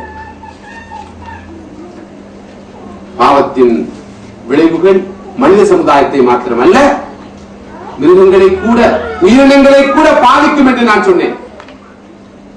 அபூ ஹுரைரா ரலியல்லாஹு அன்ஹு அவர்கள் சொல்கிறார்கள், அநியாயக்காரருடைய அநியாயத்தின் காரணமாக கூடுகள் இருக்கிற குருவிகள் கூட சாகின்றன. அநியாயக்காரர்கள் செய்கின்ற அநியாயத்தின் விளைவாக கூடுகளில் இருக்கின்ற அப்பாவி பறவைகள் கூட செத்து மடிகின்றன என்று சொன்னார்கள் அபூ ஹுரைரா ரலியல்லாஹு அன்ஹு. நான் ஏற்கனவே சொன்ன இமாம் முஜாஹித் ரஹ்மத்துல்லாஹுடைய கருத்தை நினைத்து பார்க்க முடியும். ஆதமுடைய மக்கள் மனிதர்கள் பாவங்கள் செய்கின்ற போது உலகத்திலே பசி, பட்டினி, பஞ்சம், வறட்சி முதலானவை தோன்றும். மழை பெய்யாமல் போகும். இதன் விளைவாக மனிதர்களை, பாவிகளை மிருகங்கள் கூட சபிக்கும் என்ற கருத்தை இமாம் முஜாஹித் ரஹ்மத்துல்லாஹி அவர்கள் சொன்னார்கள். எனவே பாவிக்கு மிருகங்களுடைய சாபமும் கிடைக்கிறது. அல்லாஹ்வுக்கு மாறு செய்கிற மனிதனுக்கு மிருகங்களுடைய லானத், கால்நடைகளுடைய லானத். எறும்பு சபிக்கிறது, மாடு சபிக்கிறது, ஆடு சபிக்கிறது, பூனை சபிக்கிறது, நாய் சபிக்கிறது. சாதாரண உயிரினங்களுடைய சாபத்துக்கு கூட அல்லாஹ்வுக்கு மாறு செய்கிற மனிதன், பாவங்களில் படுகிற மனிதன் ஆளாகிறான் என்ற உண்மையை நானும் நீங்களும் புரிந்து கொள்ள வேண்டும். அன்புக்குரிய சகோதரிகளே, பாவத்தின் மற்றொரு விளைவுதான் இழிவு ஏற்படுவதாகும். இழிவுபடுகின்ற ஒரு நிலை உருவாவதாகும். ஆரம்ப கால பெரியார்கள் அல்லாஹ்விடம் இப்படி ஒரு பிரார்த்தனை செய்வார்கள், அல்லாஹும்ம அஸ்ஸனி பிதாஅத்திக் வலா துதில்லனி பிமாசியத்திக். யா அல்லாஹ், உனக்கு வழிபட்டு நன்மையான காரியங்களில் ஈடுபட்டு என்னை கௌரவப்படுத்துவாயாக. உனக்கு மாறு செய்து இழிவடைந்தவராக என்னை மாற்றிவிடாதே. உனக்கு வழிபட்டு அந்த நன்மைகள் காரணமாக என்னை கௌரவிப்பாயாக. உனக்கு மாறு செய்து பாவங்கள் ஈடுபட்டு அதனால் எனக்கு இழிவை ஏற்படுத்தி விடாதே. ஏனென்றால் பாவங்கள் மனிதனை இழிவுபடுத்தும், அவமானப்படுத்தும், அவனை புறக்கணிக்க செய்யும், அவனை ஓரம் கட்டிவிடும் என்பது ஒரு பெரிய உண்மை. பாவங்கள் ஒருவருடைய புத்தியை பயங்கரமாக தாக்கக்கூடியவை, அறிவை தாக்கக்கூடியவை. எனவே நான் சொன்னேன், பாவத்தில் ஈடுபடுவதற்கு உண்மையான அறிவு கிடைக்காது, அறிவின் பேறு கிடைக்காது. அறிவு என்பது ஒளியாகும். அந்த ஒளியை பாவம் அணைத்துவிடும். சாதாரண மனிதனது புத்தியை கூட பாவம் நியாயமாக பாதிக்கும். பாருங்க, வீடுகளில் உள்ள ஆட்கள் புத்தி கெட்ட விதத்தில் நடந்து கொள்வார்கள், அர்த்தமில்லாமல் பிரச்சனைப்படுவார்கள், எரிச்சல் அடைவார்கள், கோபம் எடுப்பார்கள், அதிருப்தி கொள்வார்கள், பகைமையை வளர்த்துக் கொள்வார்கள். என்ன நியாயம் என்றே தெரியாது. பாருங்க, வீட்டு ஒரே பிரச்சனை. கணவனுக்கு மனைவியை பிடிக்கிறது இல்ல, மனைவிக்கு கணவனை பிடிக்கிறது இல்ல, பெற்றோருக்கு பிள்ளைகளை பிடிக்கிறது இல்ல, பிள்ளைகளுக்கு பெற்றோரை பிடிக்கிறது இல்ல. காரணம் என்னன்னா தெரியாது. எங்க வீட்டு ஒரே பிரச்சனை. எடுத்ததுக்கெல்லாம் சண்டை பிடிப்பாங்க, எடுத்துக்கெல்லாம் கோவப்படுவாங்க, எடுத்ததுக்கெல்லாம் சர்ச்சை போட்டுக் கொள்வாங்க, எடுத்ததுக்கெல்லாம் கருத்து முரண்பாடு, வேறுபாடு. என்னன்னு புரியுதில்ல. ஏதோ ஒரு முசீபத்து. ஓதி பார்க்கணும், ஊதி பார்க்கணும், ஏதாவது கட்டி பார்க்கணும், ஏதாவது தேடி பார்க்கணும். எங்கேயாவது ஷேக் மௌலானா தங்கள் இருக்கிறாரா எல்லாம் நாடுவர்கள் இருக்கிறார்கள். ஏதாவது ஓதுவதற்கு குர்ஆன் வசனங்கள் தொங்க விடுவதற்கு ஓதுவதற்கு கேட்டாலும் பரவாயில்லை, என்ன ஓத தெரியாது. தொங்க விடுவதற்கு, எங்கேயாவது ஒட்டி வைப்பதற்கு, எங்கேயாவது கட்டி கொள்வதற்கு ஏதாவது இருக்கிறதா நாடுவர்கள் அதிகமா இருக்கிறார்கள். இந்த மாதிரி கட்டங்களில் உண்மையான ஹஸரத்துமார், மௌலானாமார், ஷேகுமார், தங்கள்மார் இல்லாத போது வேறு சமுதாயத்தில் இருக்கிற பூஜாரிகள், சொல்றாங்க கட்டடி வேலை பார்ப்பவர்கள், இவர்களை கூட நாடி போடுவர்கள் ஏராளமாக இருக்கிறார்கள். அதற்கு அப்பால் கொஞ்சம் புத்திசாலிகள், அறிவுள்ளவர்கள், எஜுகேட்டட் இன்டெலெக்சுவல்ஸ் என்று வந்தால் எங்கு போவார்கள்? மனோ தத்துவ மருத்துவரிடம் போவார்கள். அங்கே ஒரு கவுன்சிலிங் செய்பவர் இருக்கிறார், இங்கே ஒரு சைக்கியாட்ரிக் டாக்டர் இருக்கிறார். அவர்கிட்ட போய் பார்ப்போம், தாயோட தலையில என்ன, தாப்பட தலையில என்ன, புள்ளட தலையில என்ன, சகோதர தலையில என்ன, சகோதர தலையில என்னன்னு தேடி பார்க்கிறது. சில நேரம் ஒருத்தருக்கு தெரியாம ஒருத்தர் போறது, இவருக்கு தெரியும் அவர் போறது, அவருக்கு தெரியாம இவருக்கு போறது. சில நேரம் உங்க இன்னாரும் வந்துட்டு போனாரே, அதுக்கு பிறகு டாக்டர்கிட்ட இருந்து சில நேரம் தெரியும். டாக்டர்மார்கள் பிரைவசிய கான்பிடன்ஸ் என்ற வகையில் நிறைய ரகசியங்களை பாதுகாப்பார்கள். கண்ணுடைய ரகசியத்தை மனைவிக்கும், மனைவி ரகசியத்தை கணவனுக்கும் சொல்ல மாட்டார்கள் என்று ஒரு பொதுவான விதி இருக்கிற காரணத்தினால் யார் யாரிடம் போகிறார்கள் என்பது பல போது தெரிய வருவதில்லை. சகோதரிகளே, ஏன் பிரச்சனை தெரியுமா? பாவம் நடக்கிற சூழலில், வீட்டில், குடும்பத்தில், ஊரில் மனிதனுடைய புத்தி கட்டு போயிருக்கும். பாவம் செய்து செய்து, கண்ணால் பாவம் செய்து, காதால் பாவம் செய்து, உடல் உறுப்புகளால் பாவம் செய்து, உள்ளத்தினால் பாவம் செய்து புத்தியானது கெட்டு போயிருக்கும். இப்னு அப்பாஸ் ரலியல்லாஹு அன்ஹு அவர்கள் சொன்னது போல முகத்திலே கருணை, உள்ளத்திலே இருள். இத்தகைய நிலையில் இருப்பவர்கள் அறிவிலே கோளாறு, புத்தியிலே குழப்பம் வந்துவிடும். விளைவு என்ன? பைத்தியம் விளையாடுவார்கள். எடுத்ததுக்கெல்லாம் பிரச்சனையா இருக்கும். எனவே தீர்வு, இதற்கான சொல்யூஷன், ட்ரீட்மெண்ட், சிகிச்சை என்ன தெரியுமா? மனிதர்கள் பாவம் கண்டு விலகுது. எல்லாரும் கூட யோசிக்கணும், நாம எப்படியான பாவங்களில் ஈடுபட்டு இருக்கிறோம், அல்லாஹ்வுக்கு எந்த வகையில மாறு செய்யறோம், எங்க நடத்தையில என்ன குழப்பம் இருக்குது, எங்க போக்குல என்ன தவறு இருக்குது, நாம பண்பாடு இல்லாம நடந்து கொள்றோமா, ஒழுக்கம் இல்லாம நடந்து கொள்றோமா, நாகரிகம் இல்லாம நடந்து கொள்றோமா, எப்படியான தீமைகளில் ஈடுபடுறோம், பிழைகள் குற்றங்களை செய்கிறோம் என்றதை சரியாக எல்லோரும் இருந்து சரியாக ஒரு செல்ஃப் அசஸ்மெண்ட், இவலுவேஷன், ஒரு சுய ஒரு மதிப்பீடு செய்து எல்லோரும் தமக்கு தாமே விசாரணைகள் செய்து கொண்டு இவைதான் காரணம் என்பதை அழகாக இனம் காணலாம். இன்ன பாவங்கள் நடைபெறுகின்றன, இன்ன குற்றங்கள் நடைபெறுகின்றன, அதன் விளைவை நாம எதிர்கொண்டு இருக்கிறோம். ஸல்லல்லாஹு அலைஹி வஸல்லம் சொன்னார்கள், எந்த உள்ளத்திலே குர்ஆனுடைய ஒரு பகுதியாவது இல்லையோ, எந்த உள்ளத்திலே குர்ஆனுடைய ஒரு பகுதியேனும் இல்லையோ, அந்த உள்ளம் பாழடைந்த வீட்டுக்கு சமமானதாக இருக்கும், பாழடைந்த வீட்டை ஒத்ததாக இருக்கும். பாழடைந்த வீட்டுல என்ன நிலை இருக்கும்? பாழடைந்த வீட்டுல யார் இருப்பார்கள்? பாழடைந்த வீடு எப்படி இருக்கும்? அங்கே குழப்பம் இருக்கும், ஷைத்தானுடைய கோளாறு இருக்கும், பிரச்சனைகள் இருக்கும். அங்கு ஒரு நாளும் ஆரோக்கியமான நிலை எதிர்பார்க்க முடியாது. சகோதரிகளே, இதுதான் உண்மை நிலை. அதாவது வீட்டை கபருஸ்தானமாக மாற்றியிருக்கிறோம். ஏனென்றால் அல்லாஹ்வுடைய அருளை கொண்டு வரக்கூடிய ரஹ்மத்துடைய மலக்குகள் எட்டி கூட பார்க்க முடியாத நிலை விட்டிருக்கிறது.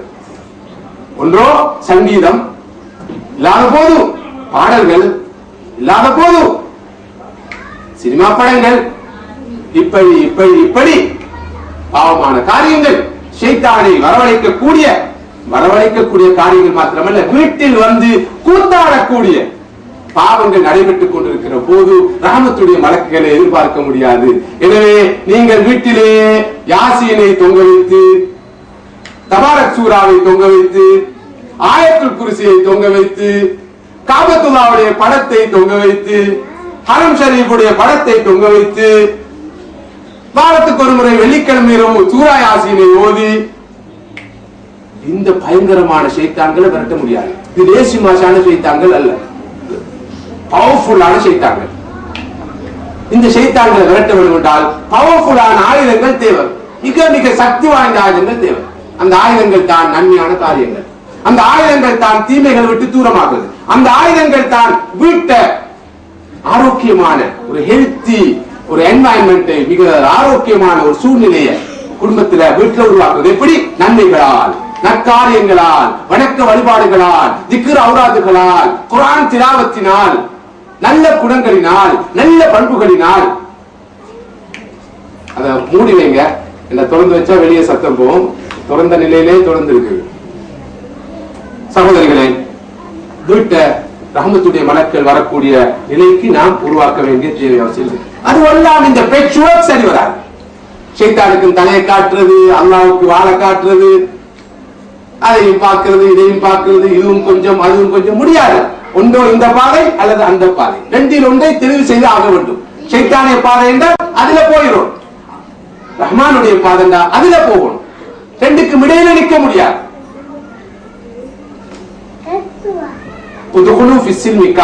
அல்லாஹ் குர்ஆனில் சொல்கிறான், இந்த மார்க்கத்தில் நீங்கள் சம்பூர்ணமாக முழுமையாக நுழைந்து விடுங்கள். கொஞ்சம் கொஞ்சம் செய்வதற்கு இந்த மார்க்கத்தில் இடம் கிடையாது என்ற பெரிய உண்மையை நாம் புரிந்து கொள்ள வேண்டும். அல்லாஹ்வுக்கு மாறு செய்பவர் தனது அன்பை இழக்கிறார். இதை விட ஒரு ஆபத்தான விளைவு பாவத்தினால் ஏற்படுகிறது. அதுதான் உள்ளத்துக்கு முத்திரை இடப்படுவதாகும். உள்ளத்துக்கு கல்புக்கு முத்திரை இடப்படுவதாகும். சகோதரிகளே, பாவம் செய்து செய்து உள்ளம் கரை படிந்து படிந்து ஒரு கட்டம் வந்துவிடும், உள்ளத்துக்கு முத்திரை இடப்பட்டு விடும். அதற்கு பிறகு அவருக்கு எந்த ஒரு வாய்ப்பும் கிடையாது, எந்த ஒரு சந்தர்ப்பமும் இல்லை நல்லுணர்ச்சி பெறுவதற்கு, திருந்துவதற்கு, அல்லாஹ்வின் வழிக்கு வருவதற்கு. இதுதான் மிக மோசமான நிலை. உள்ளத்துக்கு திரையிடப்படும். உள்ளத்துக்கு முத்திரை குத்தப்பட்டு விடும். எந்த உபதேசமும் ஏறா கல்லா பல் ரானா அலா குலூபிஹிம் மா கானூ யக்ஸிபூன்.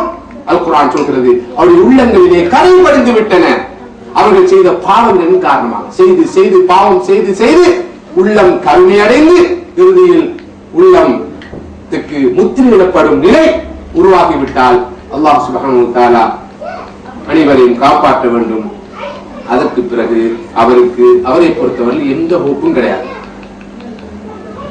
பாவத்துக்கு மேல் பாவம், இறுதியில் உள்ளம் குருடாகி இருளடைந்து அதற்கு முத்திரையிடப்பட்டு விடும்,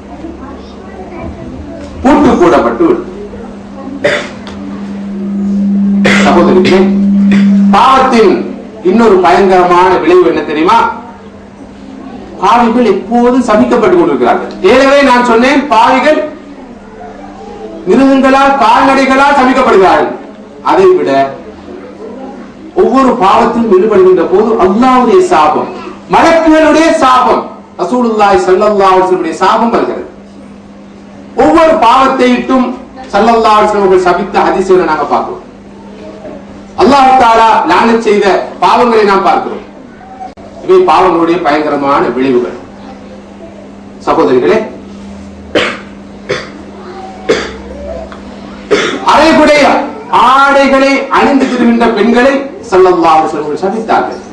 ஆடை அணிந்தும் அணியாத நிலையில் செல்கின்ற பெண்களை ரசூலுல்லாஹி ஸல்லல்லாஹு அலைஹி வஸல்லம் சபித்தார்கள், லானத் செய்தார்கள். வித்தியாசமான முறையில் முடிகளை கட்டிக்கொள்பவர்களை ரசூலுல்லாஹி ஸல்லல்லாஹு அலைஹி வஸல்லம் சபித்தார்கள். இந்த புருவ முடிகளையும் தலைமுடிகளையும் வித்தியாசமாக அமைத்துக் கொள்பவர்களை ரசூலுல்லாஹி ஸல்லல்லாஹு அலைஹி வஸல்லம் சபித்தார்கள், லானத் செய்தார்கள். முடிகளுக்கு வித்தியாசமான வர்ணங்களை போடுபவர்களை ரசூலுல்லாஹி ஸல்லல்லாஹு அலைஹி வஸல்லம் சபித்தார்கள். எனவே ஒரு சபிக்கப்பட்ட நிலையில் செல்கின்ற பெண், அதுவும் அல்லாஹ்வுடைய தூதரின் சாபத்திற்கு உட்பட்ட ஒரு பெண் எப்படி பாதுகாப்பாக இருக்க முடியும்? ஹிஜாப் உடைய அமைப்பை ஒழுங்கை பேணாத நிலையில் ஒரு பெண் வீட்டுக்கு வெளியே செல்வாள் என்றிருந்தால் அல்லாஹ்வுக்கும் அந்த பெண்ணுக்கும் இடையிலான பாதுகாப்பு உடன்படிக்கை அந்த பெண் மீறிவிட்டாள் என்று ஸல்லல்லாஹு சொன்னார். எனவே அல்லாஹ் அந்த பெண்ணுடைய பாதுகாப்பு நீங்கி கொண்டார். விளைவு எதுவாக இருக்கும்? விளைவு எதுவாக இருக்கும்? அல்லாஹ் அந்த பெண்ணுடைய பாதுகாப்பு நீங்கி கொண்டார். விளைவு எதுவாக இருக்கும்? எமது பெண் பிள்ளைகள் பாதுகாப்பாக வெளியே போய் வர வேண்டும் என்று நாம் எல்லாரும் இருக்கிறோம். அதுக்கு எத்தனை பாதுகாப்பு நடவடிக்கைகள் எடுக்கிறோம். ரசூலுல்லாஹி ஸல்லல்லாஹு அலைஹி வஸல்லம் சொல்கிறார்கள், இஸ்லாம் சொல்கின்ற ஆடை ஒழுங்கை, ஹிஜாப் ஒழுங்கை பேணினால் அந்த பெண்ணுக்கு பாதுகாப்பு அளிக்கிற பொறுப்பை அல்லாஹ் ஏற்றுக்கொண்டிருக்கிறார். அந்த உடை பேணப்படாத போது போலீஸ்காரரை போட்டு அனுப்பினாலும் அந்த பெண்ணுக்கான பாதுகாப்பு உடன்படிக்கை அல்லாஹ் முடித்துக் கொள்வார். இனி அந்த பெண்ணுக்கு எங்கே பாதுகாப்பு இருக்க போகுது? பெண்களுக்கு இந்த உலகத்தில் பாதுகாப்பு இல்லை, ஊரில் பாதுகாப்பு இல்லை, நாட்டில் பாதுகாப்பு இல்லை, ரோட்டில் பாதுகாப்பு இல்லை என்று எல்லாரும் அங்கலாய்க்கிறோம்.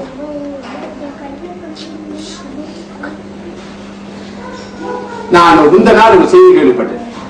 இப்ப சில மாதங்களுக்கு அல்லது ஒரு வருடத்துக்கு முன்னால் நோர்த் லண்டன் பகுதியிலே சில கீழ்த்தரமான நடத்தையில் ஈடுபடுகின்ற 2-3 இளைஞர்கள், வாலிபர்கள், மனிதர்கள் நடமாட்டம் இல்லாத ஒரு இடத்திலே, ஒரு பார்க் பகுதியிலே நின்று கொண்டு யாராவது ஒரு பெண் பிள்ளை போகும் வரைக்கும் காத்திருந்திருக்கிறார்கள். அப்போது ஹிஜாபுடைய அணிந்த ஒரு பெண் பிள்ளை அந்த இடத்தை கடந்து போய்விட்டார். ஏனென்றால் இந்த கிரைம் நேரடியாக கேமரா மூலமாக பதியப்பட்டிருந்தது. அதன் காரணத்தினால் அந்த குற்றவாளிகள் அகப்பட்டுக் கொண்டார்கள். விசாரணையின் போதுதான் இந்த உண்மை தெரிய வந்தது. அந்த ஹிஜாப் உடை அணிந்த பெண் பிள்ளை போய்விட்டது.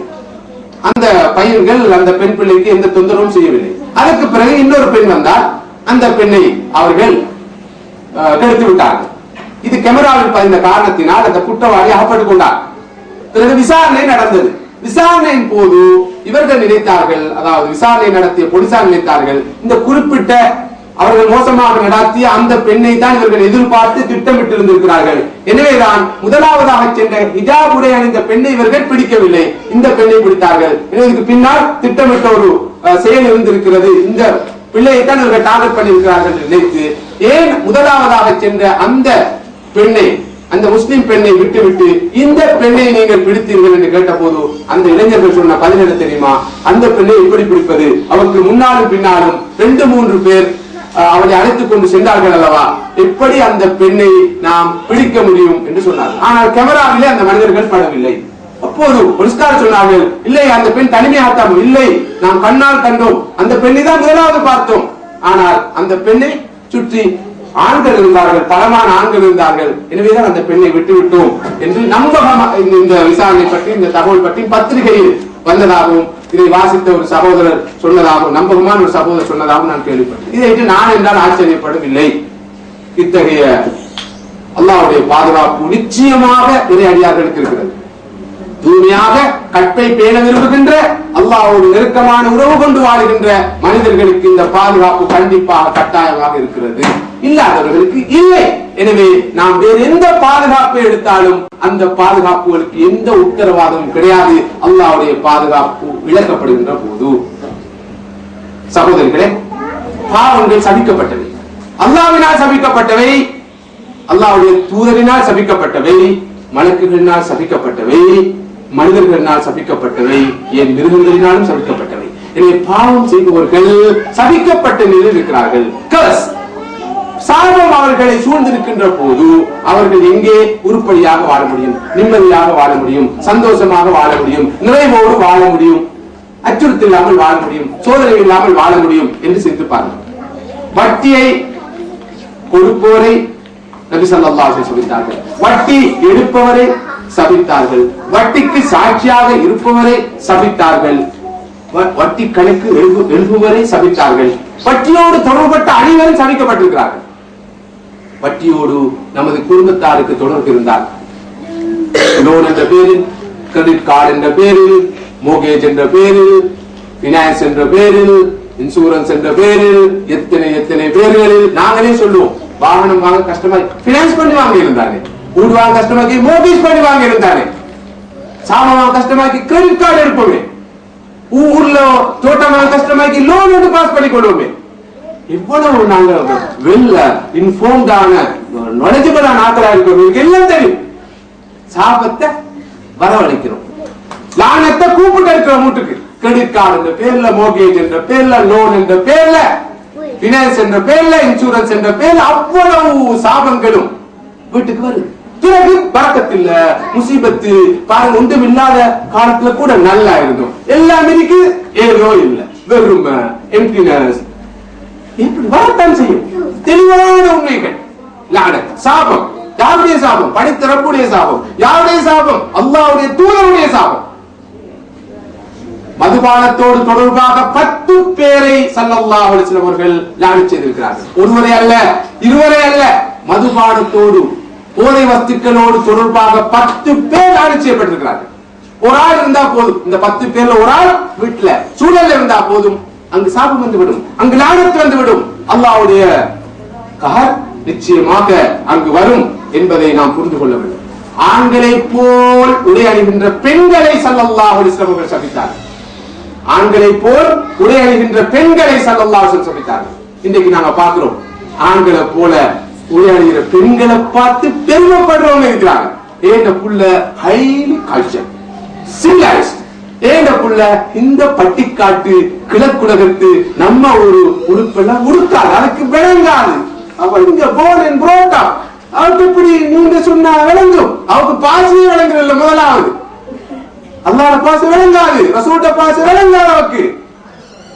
நீங்க என்ன சொல்றீங்க? இது எனக்கு விளங்கும் தான், கொஞ்சம் கொஞ்சம் எனக்கே மறந்து கொண்டு வருது. அப்ப இந்த பிள்ளைக்கு எப்படி விளங்கும்? நீங்க கொஞ்சம் நியாயமா யோசிக்கணும். சகோதரிகளே, உண்மையா இருக்கா நீங்க சொல்றது? நியாயமாக இருக்கிறான். ஆனால் எனக்கு ஒன்றை மட்டும் சொல்ல முடியும், ஆண்களை போல நடந்து கொள்ற பெண்கள், ஆண்களை போல உடையணிகிற பெண்கள், ஆண்களை போல முடிவெற்ற பெண்கள், ஆண்களை போல சிகை அலங்காரம் செய்த பெண்கள், ஆண்களை போல நடந்து போற பெண்கள் அல்லாஹ்வுடைய ரசூலினால் நாசமாக போகட்டும் என்று சபிக்கப்பட்ட பெண்கள். இனி எங்க பிள்ளைகளை பார்த்து நாங்க யோசிக்கணும், ஐயோ இந்த புள்ள அல்லாஹ் ரசூலால சபிக்கப்பட்ட புள்ள, போகுது புள்ள ஜீன்ஸ் அடிச்சு டி-ஷர்ட் அடிச்சு போகுது, ஒரு பொய்க்கு ஒரு ஹிஜாப் என்ற பேர்ல ஒரு ஒரு ஒரு துணி துண்ட ஒரு புடவை துண்ட தள்ள போட்டுட்டு போகுது. பிரிட்டிஷ் கல்ச்சர் விளங்காத அளவுக்கு நீங்க என்ன சொல்றீங்க? எனக்கு விளங்கும் தான் கொஞ்சம் கொஞ்சம் எனக்கே வளர்ந்து கொண்டு வருது. அப்ப இந்த பிள்ளைக்கு எப்படி வளர்ந்தும்? நீங்க கொஞ்சம் நியாயமா யோசிக்கணும் சகோதரிகளே. உண்மையா இருக்கா நீங்க சொல்றது? நியாயமாக இருக்கிறான். ஆனால் எனக்கு ஒன்றை மட்டும் சொல்ல முடியும்,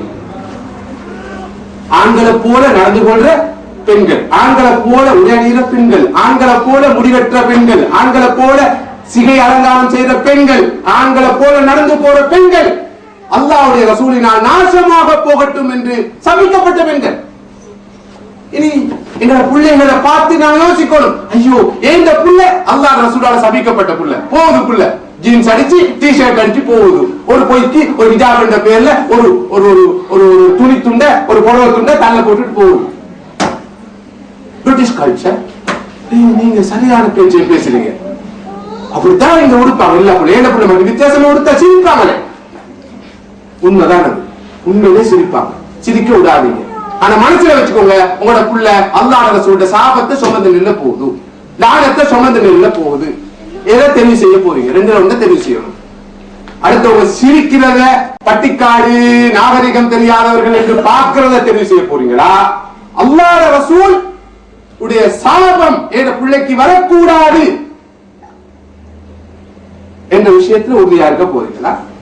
உங்களை பொறுத்தது.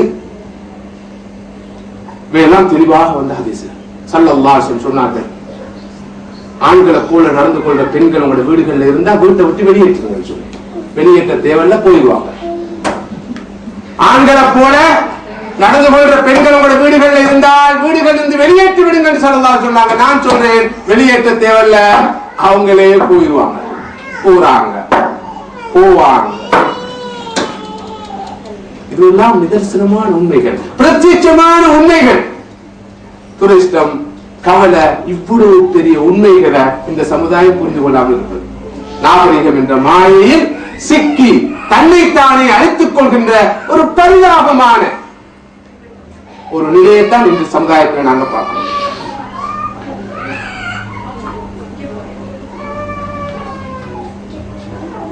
தனது தாயை திட்டுபவனை ஸல்லல்லாஹு அலைஹி வஸல்லம் சபித்தார்கள், தந்தையை திட்டுபவரை ஸல்லல்லாஹு அலைஹி வஸல்லம் சபித்தார்கள். அப்படிப்பட்டவர்கள் இருந்தால் அவர்கள் சாபத்துக்குரியவர்கள். ஒரு முஸ்லிமுக்கு அநியாயம் செய்பவரை ஸல்லல்லாஹு அலைஹி வஸல்லம் சபித்தார்கள். கணவனுக்கு மனைவிக்கும் இடையில் பிரிவை ஏற்படுத்த முயற்சிப்பவர்களை ஸல்லல்லாஹு அலைஹி வஸல்லம் சபித்தார்கள். இவர்கள் எல்லாம் சாபத்துக்குரியவர்கள். இத்தகைய சாபத்துக்குரிய ஒரு சூழ்நிலையிலே வாழ்ந்து கொண்டிருப்பது எவ்வளவு ஆபத்தானது என்று சிந்தித்து பாருங்கள்.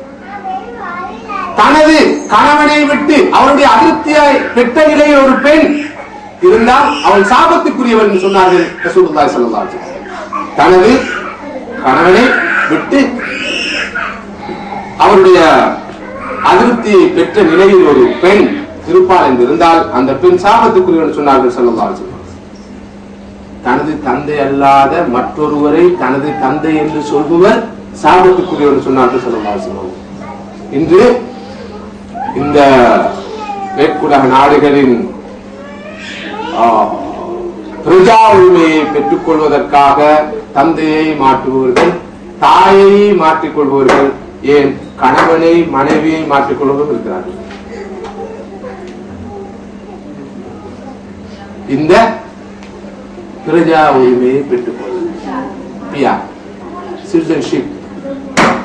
இதற்காக வேறொரு தந்தை, வேறொரு தாய், வேறொரு கணவன், வேறொரு மனைவி, எந்த அளவு வெக்கங்கட்ட ரோஷம் கட்ட மானம் மரியாதை இல்லாத சமுதாயமாக மனித சமுதாயம் மாறி இருக்கிறது.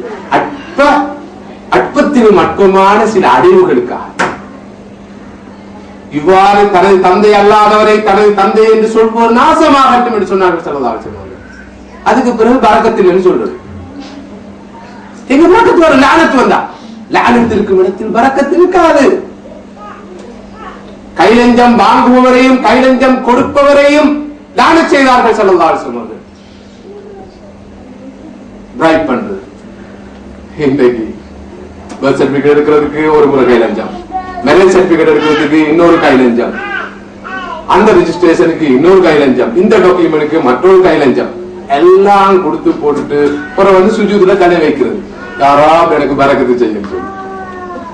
சும்மா அல்லாஹ் பார்த்து சிரிக்கிறது, அல்லாஹ் பார்த்து சிரிக்கிறது.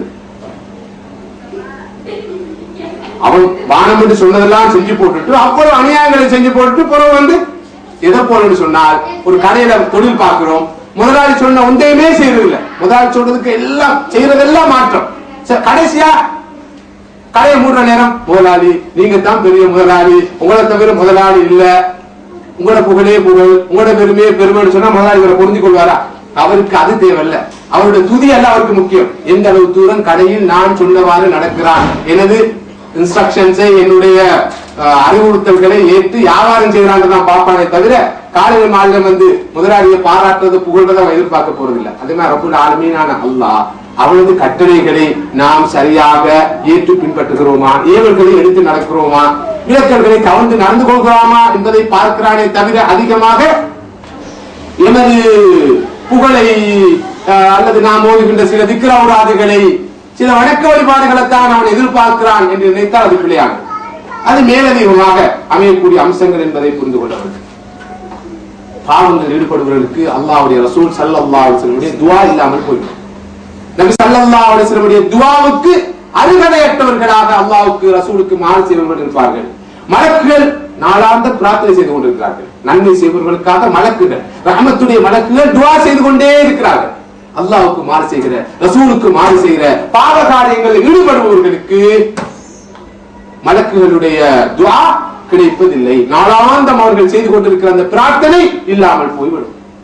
இத்தகைய ஒரு துர்ப்பாக்கியமான நிலை, நெருக்கடியான நிலை பாவிக்கு ஏற்படுகிறது என்பதை சிந்திப்பார்கள். சகோதரிகளே, இவை அனைத்துக்கும் மேலாக பாவத்தில் ஈடுபடுபவர்கள் நியமத்துகளை இழப்பார்கள், அருக்கொடைகளை இழப்பார்கள், கிடைத்த எத்தனையோ பாக்கியங்களை காலப்போக்கில் இழப்பார்கள். மாற்றமாக அவர்களுக்கு பலாய் முசீபத்துகள், அனர்த்தங்கள், சோதனைகள், பிரச்சனைகள் தொடர்ந்து வர ஆரம்பித்து விடும். அலி ரலியல்லாஹு அன்ஹு அவர்கள் சொன்னார்கள், ஒரு அனர்த்தம் ஏற்படுகிறதா அதற்கு காரணமாக பாவமே இருக்கும். ஒரு பாவத்தின் காரணமாகத்தான் ஏதாவது வாழ்க்கையில கஷ்ட நஷ்டம் வரும். தேடி பார்த்தால் பின்னால ஒரு பாவம் இருக்கும்.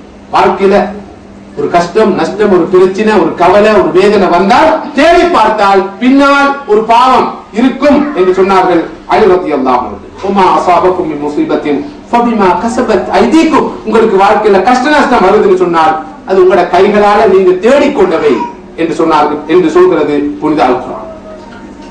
அல்லாஹ் தஆலா எந்த சமுதாயத்திற்கும் கொடுத்த அருட்கொடைகளை, பாக்கியங்களை, வாய்ப்பு வசதிகளை பறிப்பதில்லை. அந்த சமுதாயம் தானே அந்த நியமத்துகளை மாற்றிக்கொள்ளாத வரை. அதாவது அல்லாஹ் ஒரு சமுதாயத்துக்கு எல்லா அருட்கொடைகளையும் கொடுப்பார், நல்ல வாழ்க்கையை கொடுப்பார், சந்தோஷத்தை கொடுப்பார், நிம்மதியை கொடுப்பார், நிறைவை கொடுப்பார், காசு படத்தை கொடுப்பார், பதவி பட்டத்தை கொடுப்பார், எல்லாத்தையும் கொடுப்பார். அந்த சமுதாயம் அல்லாஹ்வுடைய அருட்கொடைகளை, இந்த பாக்கியங்களை இட்டு அவனுக்கு நன்றி சொல்லாமல் நன்றி கட்ட முறையில் அட்டகாசத்தில், அராஜகத்தில், அநியாயத்தில், அத்துமையில் ஈடுபட்டால் அல்லாஹ் காலப்போக்கில் அவை அனைத்தையும் வாபஸ் வாங்கி விடுவார், எடுத்து விடுவார். நாங்க பார்க்கிறோம் எங்க நாடுகள்ல 2 பரம்பரைக்கு முன்பு நல்ல வசதியாக வாழ்ந்த குடும்பங்களை சேர்ந்த குழந்தைகள் ரோட்டிலே சுற்றித் திரிகின்றனர். போன தலைமுறையில் வசதியாக இருந்தவர்கள் இந்த தலைமுறையில் வாழ்க்கைக்கு எதுவும் இல்லாமல் அனாதரவாகிறது பார்க்கிறோம். என்ன நிலைமை? அல்லாஹ் கொடுத்த நியமத்துக்களை பறிச்சு கொண்டார். ஏன்? அல்லாஹ் நியமத்துகளுக்கு சுக்ர் செய்ய தவறிவிட்டார்கள். அல்லாஹ் கொடுத்த அறிவை, அல்லாஹ் கொடுத்த உள்ளத்தை, அல்லாஹ் கொடுத்த பணத்தை, அல்லாஹ் கொடுத்த வசதியை, அல்லாஹ் கொடுத்த வாய்ப்பை துஷ்பிரயோகம் செய்தார்கள். அல்லாஹ் காசை கொடுத்தான், என்ன செய்தார்கள்? ஒரு டிவியை வாங்கினார்கள். இன்னும் கொஞ்சம் காசை கொடுத்தான், இது இன்ச் போதான்னு சொல்லி அவங்க பெரிய ஒரு டிவியை வாங்கினாங்க.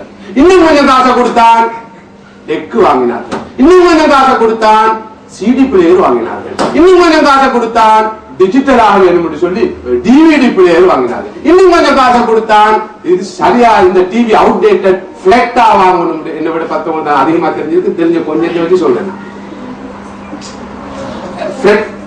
வாங்கினார்கள். இன்னும் கொஞ்சம் காசை கொடுத்தான், அதாவது வீட்டுல அந்த பேஸ் போதாம இருக்குது, அதுக்கு சில புதிய எக்யூப்மெண்ட்ஸ் வந்திருக்கு. அதெல்லாம் போட்டாதான் அந்த மியூசிக் உண்மையான சுவையை அனுபவிக்கலாம். என்ன நடக்குதுங்க அல்லாஹ் அருட்கொடைகளுக்கு முன்னால? அல்லாஹ் தந்திருக்கிற வாய்ப்பு, வசதி, செல்வம், காசு எங்க போகுது? அத்துமீறி போகுது. உலகத்திலே லட்ச மக்கள் பசியால வாடிக்கொண்டிருக்கிறாங்க. அன்றாட வாழ்க்கைக்கு திண்டாடி கொண்டிருக்கிறாங்க. இலங்கையில கடந்த 15 வருஷங்களாக இந்த யாழ்ப்பாணத்தை சேர்ந்த, வடமாகாணத்தை சேர்ந்த, மன்னாரை சேர்ந்த எங்கட சகோதர சகோதரிகள் 15 வருஷமா அகதிகளா இருக்கிறாங்க. நாங்க டிஜிட்டல் டெக்னாலஜிய எப்படி ஊட்டுழுவு கொண்டு வரலாம்னு சொல்லி இரவு பகலா தூக்கம் இல்ல, கவலை. இன்னும் ஒரு சாவா வந்து சேரலையே, ஆர்டர் பண்ணி பொஷ்ஷுக்குள்ள ஆர்டர் பண்ணுமா, லேட்டஸ்ட் ப்ரொடக்ஷன் இன்னும் வரலையே, கவலைப்பட்டு கொண்டிருக்கிறோம். அவங்க அங்க லெவர்டிக்காக எங்களோட சகோதரிகள் 15 பேர் ஒரு லெவர்டிக்கு முன்னால காலையில காத்திருக்கிறாங்க. பக்கத்துல ஆண்கள் இருக்கிறாங்க. சகோதரிகளே, அல்லாஹ் பொறுப்பானா? இந்த பிரபஞ்ச சட்டம் என்னை மன்னிக்குமா?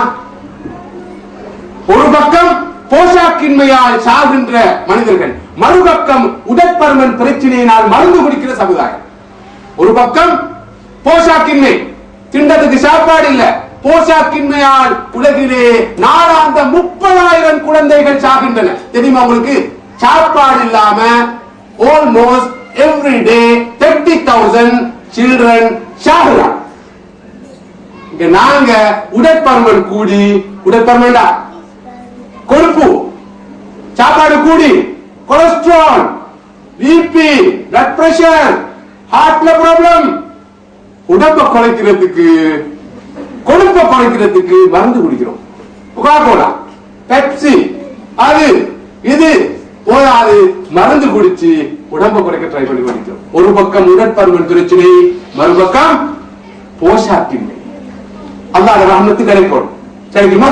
அருள் கிடைக்கும், கிடைக்குமா? உணவு இல்லாம, உடை இல்லாம, வாழ்றதுக்கு வீடு இல்லாம, அடிப்படை சுகாதார வசதி இல்லாம உலகில் கோடிக்கணக்கான மக்கள் செத்துக் கொண்டிருக்கிறாங்க. மிச்சம் தேவையில்ல நம்முடைய சொந்த நாடுகள்ல, அது இலங்கை, இந்தியா, தமிழ்நாடு போன்ற பிரதேசங்களை வாடிக்கொண்டிருக்கிறாங்க. இந்த சுனாமிக்கு பிறகு எத்தகைய அழுத்த நிலை எல்லாரும் மறந்தோம். அந்த நேரத்தில் நீர் சாக்கள், கவலைப்பட்டாக்கள், கொதித்து எழுப்பினாக்கள் எல்லாரும் இருந்தாங்க. இப்ப 6 மாசம் 7 மாசம் முடிஞ்சாச்சு, எல்லாரும் மறந்தாச்சு. மீண்டும் எங்கட சுகங்கள், எங்கட இன்பங்கள்ல தான் நாங்க வாழ்ந்து கொண்டிருக்கிறோம், அவற்றை தான் அனுபவிச்சு கொண்டிருக்கிறோம். அன்புக்குரிய சகோதரிகளே, இவையெல்லாம் அல்லாஹ்வுடைய கோபத்தை, அவனுடைய லானத்தை வரவழைக்கக்கூடிய விஷயங்கள். அல்லாஹ் நமக்கு வாய்ப்பு வசதிகளை தந்திருக்கிறது நாம மட்டும் அனுபவிக்கிறதுக்காக, வாழ்றதுக்காக அல்ல, அடுத்தவங்களுக்கு கொடுத்து வாழ்றதுக்காக, பகிர்ந்து வாழ்றதுக்காக. அதுலதான் சந்தோஷம், அதுலதான் நிறைவு, அதுலதான் நிம்மதி இருக்கு. எனவே பாவங்கள் இவ்வாறு தொடர்ந்து நடைபெறுகின்ற போது அல்லாஹ் அவனுடைய அருட்கொடைகளை வாங்கிக் கொள்வார், அவனுடைய அருட்கொடைகளை எடுத்துக் கொள்வார். அப்போது நிலைமை மிக மோசமாக இருக்கும். பாவத்தில் தொடர்ந்து ஈடுபடுகின்ற போது அல்லாஹ் இன்னொரு தண்டனையை கொடுக்கிறான் மறுமைக்கு முன்னாடி. இந்த உலகத்துல நான் மர்ம தண்டனையை பத்தி பேசவே இல்லை. பாவங்கள விளைவு இந்த உலகத்துல எப்படி இருக்கும்ன்றதை பத்தி மாத்திரம் தான் பேசல, மறுமைய விளைவை பத்தி பேசல. ஏன்னா மறுமையை பத்தி சொல்லி மனிதர்களுக்கு இருக்கிறது கஷ்டமாயிருக்கு. உலகத்தை பத்தி சொன்னாதான் கொஞ்சமாவது யோசிப்பாங்க. ஏன்னா உலக வாழ்க்கை பாதிக்கப்பட்ட பயம் எல்லாருக்கும் இருக்குது. ஏன்னா அங்கிருந்து ஆரம்பிக்கிறது நல்லது. ஒரு மனிதன், ஒரு ஆண், ஒரு பெண் பாவத்தில் தொடர்ந்து ஈடுபட்டுக் கொண்டிருக்கின்ற போது அவனையே மறக்கின்ற நிலையை அல்லாஹ் உருவாக்கிடுவான். தன்னை மறந்துடுவான். தனது நிலைய, தனது ஆன்மீக நிலைய, தன்னுடைய மென்டல் ஸ்டேட்டஸ், தன்னுடைய ஸ்பிரிச்சுவல் ஸ்டேட்டஸ், தன்னுடைய ஆன்மீக நிலைய, தன்னுடைய புத்தியுடைய நிலையெல்லாம் மீண்டும் மறக்கிற நிலை வரும். அதனால அவனுக்கு அழிவு வரும். வலா தக்கூனு கல்லதீன நஸுல்லாஹ் ஃபஅன்ஸாஹும் அன்ஃபுஸஹும் உலைக ஹுமுல் ஃபாஸிகூன். அல்லாஹ் சொல்கிறான், அல்லாஹ்வை மறந்த காரணத்தினால் அல்லாஹ் அவர்களை மறக்க வைத்து விட்டார். தன்னை தானே மறக்கிற நிலையை உருவாக்கிட்டார். இன்னைக்கு அதிகமான மனிதர்களுக்குள்ள பிரச்சனை அல்ல, அவர்கள் மறந்து விட்டார்கள். அவங்களுக்கு தெரியாது நான் யாருன்னு தெரியாது. தன்னை பத்தி எந்த நாலேஜும் இல்லாத மனிதர்கள், அவர்களுக்கு எல்லாம் தெரியும், தன்னை பத்தி தெரியாது. நான் நேற்றோ முந்தின நாள் இரவோ எனது மாலை நேர உரையை சொன்னது போல இன்றைய மனிதர்களுக்கு வானவியல் தெரியும், புவியியல் தெரியும், பூகர்பவியல் தெரியும், சமுத்திரவியல் தெரியும், எஸ்ட்ரோனமி தெரியும், ஜியோகிராபி தெரியும், ஜியாலஜி தெரியும், ஓசனோகிராபி தெரியும், எல்லாம் தெரியும். ஆனா அவனை பத்தி அவனுக்கு தெரியாது. நான் யாரு, நான் என்ன செய்யணும், எங்க இருந்து வந்தேன், எங்க தொலைய போறேன், என்ன சாதிக்கணும், இதை பத்தி எந்த ஐடியாவும் கிடையாது. எத்தகைய ஒரு துர்ப்பாக்கியமான இல்லை. இதைத்தான் அல்லாஹ் சொல்றான். அல்லாஹ்வை அவர்கள் மறந்த காரணத்தினால் அல்லாஹ் அவர்களே மறக்க வைத்து விட்டார். இவர்கள் தான் பெரும் பாவிகள். நசுல்லாஹ ஃபனசியஹும், அவர்கள் அல்லாஹ்வை மறந்தார்கள், அல்லாஹ் அவர்களை மறக்க வைத்து விட்டார். அவர்களையே அவர்களுக்கு மறக்க வைத்து விட்டான், அவர்களை அவன் மறந்து விட்டான். எனவே பாவம் செய்கிற மனிதர்கள் தன்னை பார்க்கிற நிலையை இழப்பார்கள். தனது குறைகள் என்ன, குற்றங்கள் என்ன, பிரச்சனைகள் என்ன, தான் அனுபவிக்கிற உடல் நோய்கள், மனோ ரீதியான பிரச்சனைகள் என்ன, எதையும் உணர மாட்டாங்க. இவற்றோடு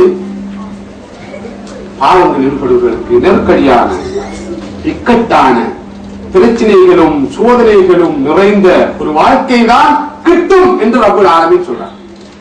ومن أعرض عن ذكري فإن له معيشة ضنكا ونحشره يوم القيامة أعمى قال رب لم حشرتني أعمى وقد كنت بصيرا قال كذلك تلك آياتنا فنسيتها وكذلك اليوم تنسى.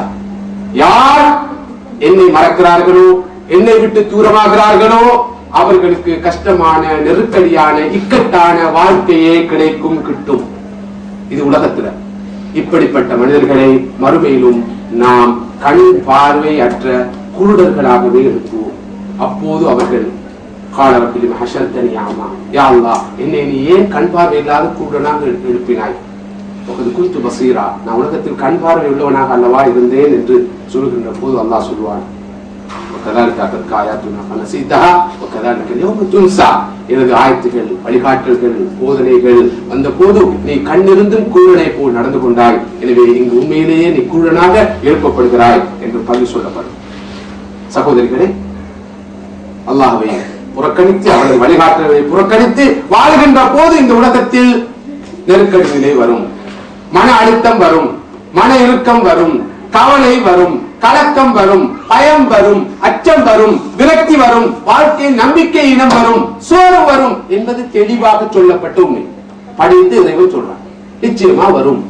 ஒரு நாளும் நீங்க விரும்புகிற சந்தோஷத்தை, நிறைவ, நிம்மதிய அல்லாஹ் விட்டு போட்டு, அவருடைய வழிகாட்டலை விட்டு போட்டு வேற வழிகள்ல பெற முடியாது. யாரும் பெற்றதாக இதுவரை இல்லை. எல்லோரும் சொல்கிறார்கள் மீண்டும் கடவுள் வர வேண்டும் என்று. இப்போது கட்டுரை எழுத ஆரம்பித்திருக்கிறார்கள். God is back. திரும்ப கடவுள் உலகத்துக்கு வாராராம், வரட்டுமாம், வாங்களே, கடவுளை விரட்டினத அந்த சாபத்தை நாம் அனுபவித்துக் கொண்டிருக்கிறோம் என்று இந்த சடவாத உலகம், இந்த மெட்டீரியல், இந்த செக்யூரிச உலகம் இப்போது சொல்ல ஆரம்பித்திருக்கிறது. ஒரு மேற்குலக அறிஞர் அண்மையில் சொன்னான், ஐயோ அப்பா, அந்த கடவுள் இல்லை என்றிருந்தால் அவனை நாங்கள் எல்லாரும் சேர்ந்து உருவாக்குவோம். கடவுள் இல்லை என்று சொல்லி நாம் அனுபவிக்கிற வேதனை போதும், கடவுள் இல்லை என்றிருந்தாலும் பரவாயில்ல, நாங்க எல்லாரும் சேர்ந்து கடவுளை உருவாக்குவோம். ஏண்டா அப்பத்தான் எங்க பொம்பு எனக்கு துரோகம் செய்ய மாட்டா, என் வீட்டுல வேலைக்காரன் எனக்கு நம்பிக்கையோட இருப்பான். குறைஞ்சபட்சம் ஒரு நிம்மதியா வாழ்றதுக்காவது அந்த கற்பனை கடவுளா இருந்தாலும் பரவாயில்ல, அவர் உருவாக்குவோம் என்று சொல்ற நிலை இன்னும் திமிரு அடங்கல்ல. அப்படித்தான் சொல்றான். அந்த அளவுக்கு நிலைமை வந்து பாவங்கள் உள்ளத்தில் எப்போதும் ஒரு இனம் புரியாத அச்சத்தை ஏற்படுத்தும். இந்த மனசுல ஒரு பயம், ஒரு ஒரு ஒரு இனம் காண முடியாத ஒரு அச்சம், ஒரு பயம், ஒரு கலக்கம் இருக்கும். அதுக்கு காரணம் பாவங்கள். சகோதரிகளே, நன்மைகள் இருக்குதே, தொழுகை, நோன்பு இருக்குது, அவுராது, தான தர்மம், அடுத்தவருக்கு உதவுவது, உபகாரம் செய்வது, அவுராதுகள் ஈடுபடுவது, நற்காரியங்கள் ஈடுபடுவது, நல்ல பணிகள் ஈடுபடுவது, ஆக்கப்பூர்வமான வேலைகள் ஈடுபடுவது, இவ்வளவு நற்காரியங்கள். இவை ஒரு மனிதனுக்கு அல்லாஹ்விடம் என்று கிடைக்கிற அரண், கோட்டை. இந்த நற்காரியங்கள், நல்லமல்கள், நற்பண்புகள் என்ற அல்லாஹ்வின் கோட்டைக்குள் ஒரு மனிதன் நுழைந்து விட்டால் அவன் உலக தண்டனையிலிருந்து பாதுகாப்பு பெறுவான், மறுமை தண்டனையிலிருந்து பாதுகாப்பு பெறுவான். யாரு இந்த கோட்டிலிருந்து வெளியே வந்தார்களோ, இந்த கோட்டிலிருந்து வெளியே வாழ்வது பாவங்களால, கெட்ட குணங்களால, கெட்ட போக்குகளால, குற்ற செயல்களால, பாவ செயல்களால யார் இந்த கோட்டையிலிருந்து வெளியே வந்தார்களோ நிச்சயமாக அவர்கள் பாதுகாப்பை இழந்து விடுவார்கள்.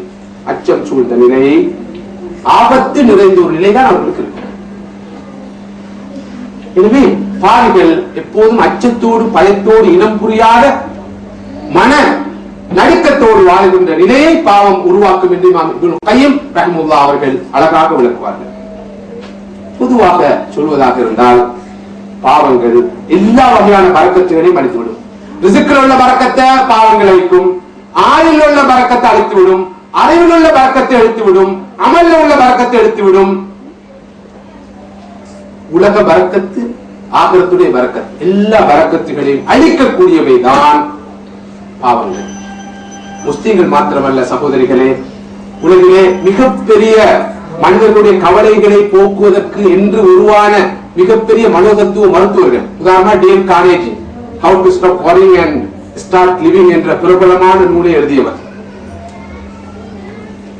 How to influence people and win friends என்ற உலக புகழ்பெற்ற நூலை எழுதியவர் டேல் கார்னேஜ்.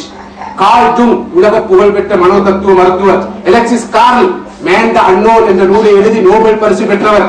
வில்லியம் ஜேம்ஸ் மனோதத்துவ மருத்துவத்தின் தந்தை என்று வர்ணிக்கப்படுவர்.